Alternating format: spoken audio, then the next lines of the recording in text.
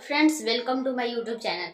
आज हम लोग वृत्त के बारे में जानेंगे। वृत्त यानी सर्किल। सर्किल क्या होता है, इसका परिधि क्या होता है, इसका क्षेत्रफल क्या होता है और इसका क्षेत्रफल निकालने का सूत्र, परिधि निकालने का सूत्र सारा जानेंगे। ठीक है, तो सबसे पहले वीडियो को स्टार्ट करते हैं।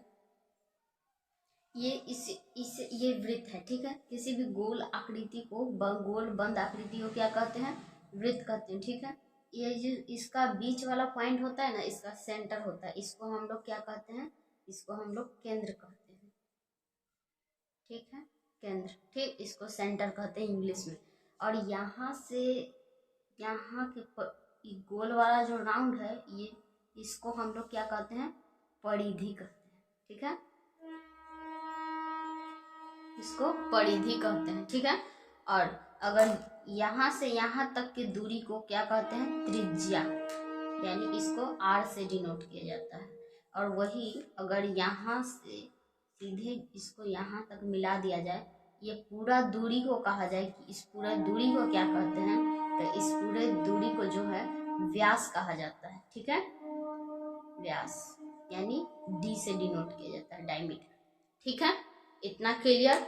और आपको पता चल गया कि सेंटर क्या होता है, इसका त्रिज्या क्या होता है, यहाँ से यहाँ के दूरी को क्या कहते हैं? त्रिज्या यानी r।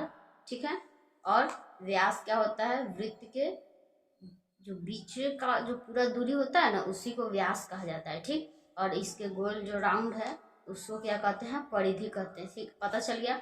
अब देखेंगे कि इसका क्षेत्रफल किसे कहते हैं। ये वृत्त की परिधि है। यहाँ से यहाँ अगर मान लीजिए तार रखना है, तार से घेरना है, इसको क्या कहेंगे? परिधि। और वृत्त के परिधि का सूत्र देखते हैं। वृत्त की परिधि का जो सूत्र है ना, वो क्या होता है? 2πr। ठीक है, ये वृत्त की परिधि का सूत्र है। और क्षेत्रफल यानी ये वाला भाग, कितना क्षेत्र घिरा हुआ है। तो वृत्त का जो क्षेत्रफल है, वृत्त का क्षेत्रफल वो होता है πr²। ठीक है, जहाँ पाई का जो वैल्यू है ना, वो कितना होता है? 22/7। क्लियर।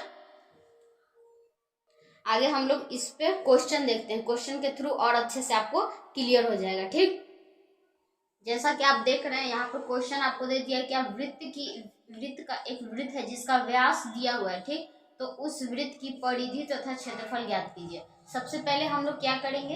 एक छोटा सा वृत्त को ड्रॉ करेंगे। वृत्त यानी गोल। ठीक है, ये वृत्त है, ये इसका सेंटर हो गया। और ये जो पूरा है, ये व्यास आपको d दिया हुआ है। तो d कितना दिया हुआ है? 14 सेंटीमीटर। यहाँ से यहाँ की दूरी को व्यास कहते हैं, और यहाँ से यहाँ की दूरी को क्या कहते हैं? त्रिज्या। जैसा कि आप सूत्र में देख रहे हैं, वृत्त की परिधि निकालने के लिए हमको त्रिज्या चाहिए, व्यास नहीं चाहिए। क्या चाहिए? त्रिज्या। और वृत्त का क्षेत्रफल निकालने के लिए क्या चाहिए? त्रिज्या चाहिए। ठीक, तो यहाँ सबसे पहले हम लोग त्रिज्या निकालेंगे। तो जब व्यास दिया रहता है तो त्रिज्या निकालने का सूत्र क्या होता है? d/2। ठीक है, यानी r = d का मान कितना दिया है? 14/2, यानी कट गया कितना बार में? 7 से कट गया, यानी 7 सेंटीमीटर हमको आ गया क्या? त्रिज्या। वृत्त का त्रिज्या कितना आया? 7 सेंटीमीटर। तो अब वृत्त का क्या निकालेंगे? परिधि। तो जैसा कि हम लोग जानते हैं, वृत्त की परिधि का सूत्र क्या दिए थे? ऊपर देखिए, वृत्त की परिधि का सूत्र कितना है? 2πr। तो यहाँ पर वृत्त की परिधि का लिखेंगे सूत्र 2πr।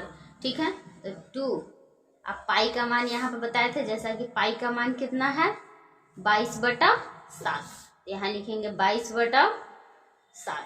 और इंटू r का मान कितना निकाले हम लोग?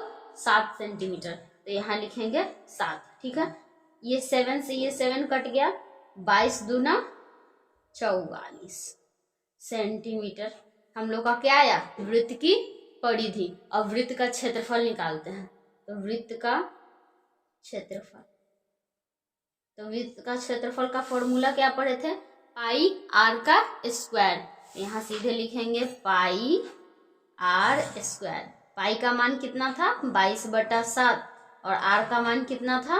7 × 7। 2 बार करेंगे क्योंकि स्क्वायर है ना, तो एक बार से तो एक बार 7 कट गया। ठीक है, अब इसको इससे गुना कर लीजिए, तो 7 को 2 से करेंगे तो 14, 14 की 4, हाथ में 1, 7 दूनी 14, 1 15, यानी इतना सेंटीमीटर था। तो सेंटीमीटर और क्षेत्रफल का मात्रक क्या होता है? स्क्वायर। तो ये हो गया आपका फाइनल आंसर। ठीक है, क्लियर। वीडियो अच्छी लगी हो तो लाइक करें, चैनल को सब्सक्राइब करें। ठीक है, मिलते हैं नेक्स्ट वीडियो में। और जिस चीज़ का वीडियो आपको चाहिए होगा आप कमेंट कर सकते हैं।